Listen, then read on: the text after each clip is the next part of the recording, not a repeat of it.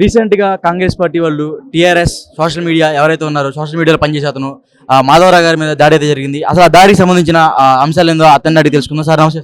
నమస్తే సార్. ఏం జరిగింది సార్ ఆ రోజు మీ దాడి ఏం జరిగింది? లాస్ట్ 18th అనుకుంటా, మార్చ్ 18th నేను వర్క్ మీద బయటికి వెళ్ళిన.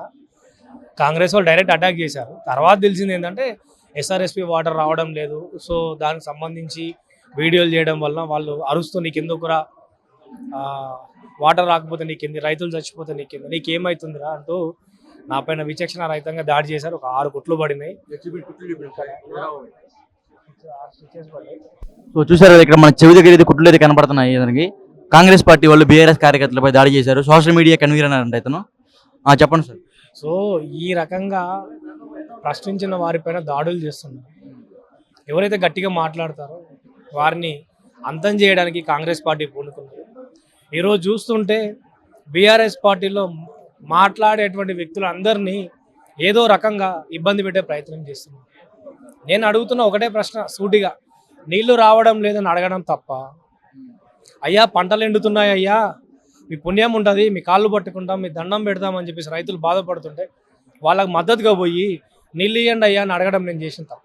ఎందుకోసం మా పైన దాడి చేశాను? ఎవరు దాడి చేసింది? కాంగ్రెస్ పార్టీ వాళ్ళు ఉన్నారా? ఎవరా కాంగ్రెస్ పార్టీ నాయకుడు? కాంగ్రెస్ పార్టీకి చెందినటువంటి అడ్లూరి లక్ష్మణ్ ప్రధాన అనుచరుడు, మా ఎమ్మెల్యే ప్రధాన అనుచరుడు అడ్లూరి లక్ష్మణ్. తన ప్రధాన అనుచరుడు సోగాల తిరుపతి ధర్మారం టౌన్ అటాక్ చేశారు. నాకు దెబ్బలు తాగినాయి, చూపించాను, కుట్లు పడినాయి. మళ్ళీ నా పైన SC/ST అట్రాసిటీ ఆ కేసు ఎందుకు పెట్టారు మరలా మీ మీద? అసలు వాళ్ళు వచ్చి నా మీద నాపై దాడి చేశారు, వాళ్ళే వచ్చి నన్ను కొట్టారు, వాళ్ళే వచ్చి అన్ని చేశారు. నా పైన SC/ST అట్రాసిటీ పెట్టారు. నేనేదో తిట్టాను అది అని చెప్పేసి. ఎంత అరాచకం! వాళ్ళ చేతిలో రాజ్యం ఉంది అని చెప్పేసి ప్రశ్నించే గొంతుల పైన కర్కశంగా నొక్కి ఇస్తామని చెప్పేసి భయభ్రాంతులకు గురి చేసే విధంగా SC/ST అట్రాసిటీలు పెట్టడం, లేదంటే అటెంప్ట్ మర్డర్ కేసులు పెట్టడం, ఇలాంటివి పెట్టుకుంటూ మా గొంతు నొక్కడానికి ప్రయత్నం చేస్తున్నాం. అంటే మరీ పోస్ట్ పెట్టినందుకు ఎంత రాద్దంతా జరిగిందా? పోస్ట్ పెట్టినందుకే వాళ్ళకి ఏంటంటే అక్కడ రైతుల్లో చెల్లడం కలిగింది. ఆ పోస్టుల ద్వారా, ఆ వీడియోల ద్వారా రైతులు ఉత్తేజితమయ్యారు. అరే మనకు నీళ్ళు వస్తలేవని మాధవ్ అనే వ్యక్తి మాట్లాడుతున్నారా, మనం అందరం కూడా నీళ్ళు వస్తలేవని చెప్పేసి రోడ్డు ఎక్కాలి అని చెప్పేసి ఒక మోటివ్ తయారైంది. అంటే రైతులకు కూడా ఒక ఏమంటారు దాన్ని, సంఘటితమయ్యే పరిస్థితి వచ్చింది. సో దాన్ని విచ్ఛిన్నం చేయడానికి ఈ వ్యక్తి నా పైన దాడి చేయించాడు.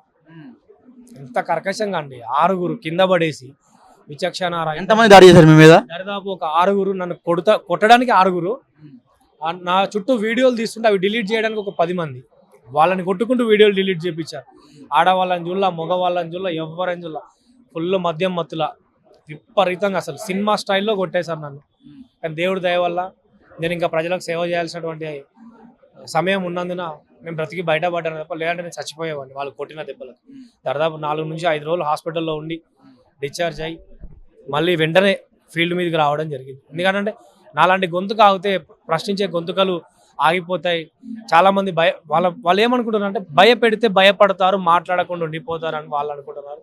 ఒక మాధవరావుని ఆపొచ్చు, వచ్చే మాధవరావుని ఆపగలుగుతారా? వెనక వచ్చే మాధవరావుని ఇట్లా ఆపగలుగుతారా? ఒక గొంతు నాపితే 100 గొంతులు లేస్తాయి. మీడియా ఉంది, చాలా మంది ఉన్నారు. సో వాళ్ళు ఏంటంటే ఒక ప్రాపగండా తయారు చేస్తున్నారు. కొట్టో భయపెట్టో నయానో భయానో ఎవరిని మాట్లాడించొద్దు. ఈ 100 రోజుల పరిపాలన గురించి ఎవరు మాట్లాడదు. ఏం చేశాడండి 100 రోజుల పరిపాలన నేను అడుగుతున్నా. అంటే ఫ్రీ బస్ పెట్టారు, మళ్ళీ గ్యాస్ ఇచ్చారు, ఫ్రీ కరెంట్ ఇస్తున్నారు. ఫ్రీ బస్ పెట్టారు, ఫ్రీ గ్యాస్ అని అన్నారు. నేను రీసెంట్గానే గ్యాస్ బుక్ చేసిన 875 రూపీస్ నాకు కట్ అయిపోయింది. నాకు సబ్సిడీ రాలేదు. మరి దాన్ని నేనేమనుకోవాలా? గ్యాస్ సబ్సిడీ లేదు, అందరికీ రావడం లేదు, నోటికో కోడికో ఒక్కడికి వస్తుంది. అంతే నేను చెప్తున్నా కదా. అరచేతిలో మోచేతికి తేనె పూసి ఏదో నాకండి అన్న కాన్సెప్ట్లో రేవంత్ ప్రభుత్వం ఉన్నది తప్ప వేరే ఏం లేదు. ఎవ్వరికి ఏం అందట్లేదండి. రైతుల పరిస్థితి చూసుకుంటే అగమ్య గోచరం. రండి, నేను తీసుకెళ్తాం మీ అందరినీ. పంటలు ఎండిన తర్వాత మొత్తం కంప్లీట్ డిమాలిషన్ అయిపోయినాయి, ఎండిపోయినాయి, పశువులు మేసినాక ఈయన నీళ్ళు ఇస్తాడట అండి. నిన్న వేమనూరు పంపోదులో నీళ్లు రిలీజ్ చేసిండు. ఎప్పుడో నెల కింద రిలీజ్ చేయాల్సిన నీళ్లను ఈరోజు రిలీజ్ చేస్తే పంటలు ఉంటాయా? ఎండిపోతాయి కదా. ఎండినాక నువ్వు నీళ్ళు రిలీజ్ చేసి ఎవడికి లాభం అని అడుగుతుంది.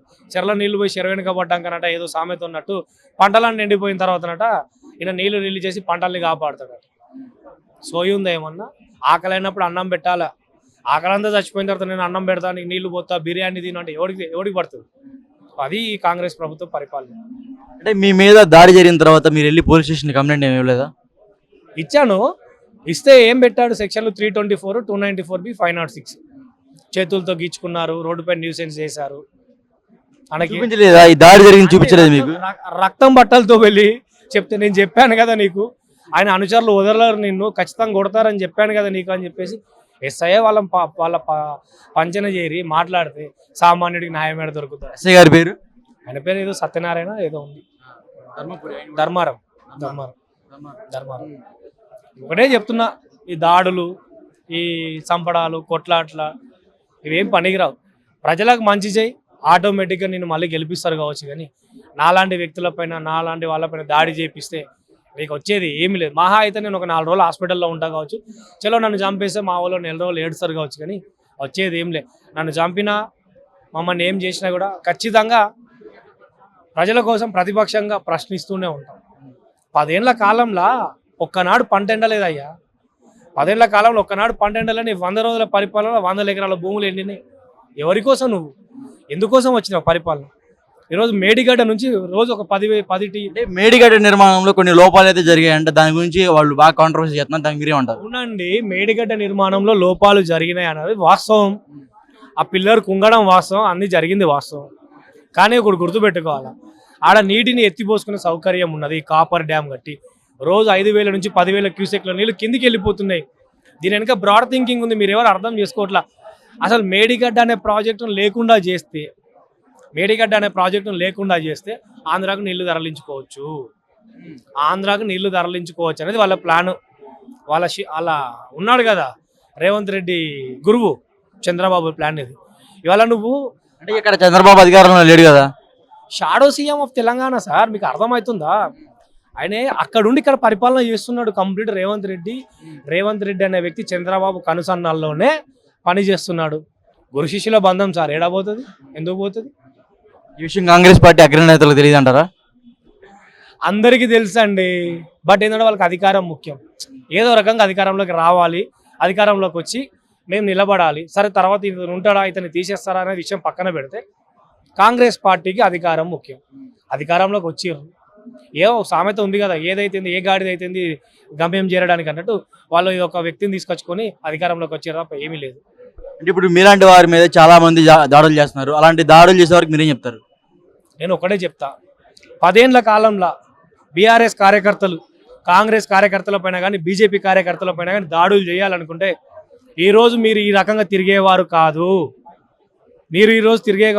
అన్న విషయం గుర్తుంచుకోవాలి. అధికారం ఎవరికి శాశ్వతం కాదు, అధికారం మారుతుంటుంది, అధికారం అందరికి వస్తుంటుంది.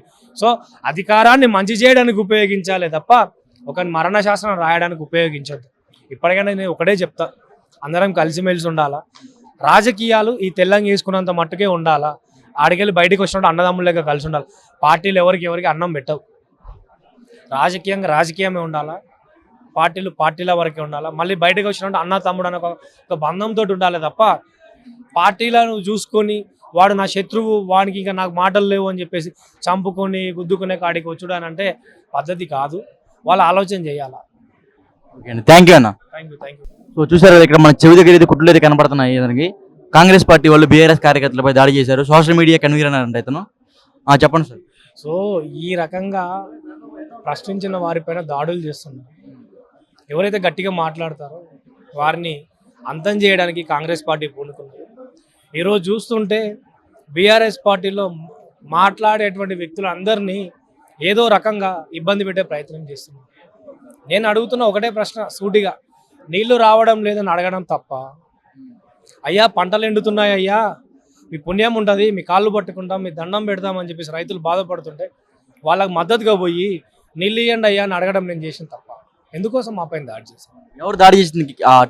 కాంగ్రెస్ పార్టీ ఉన్నారా? ఎవరా కాంగ్రెస్ పార్టీ నాయకుడు? కాంగ్రెస్ పార్టీకి చెందినటువంటి అడ్లూరి లక్ష్మణ్ ప్రధాన అనుచరుడు, మా ఎమ్మెల్యే ప్రధాన అనుచరుడు అడ్లూరి లక్ష్మణ్.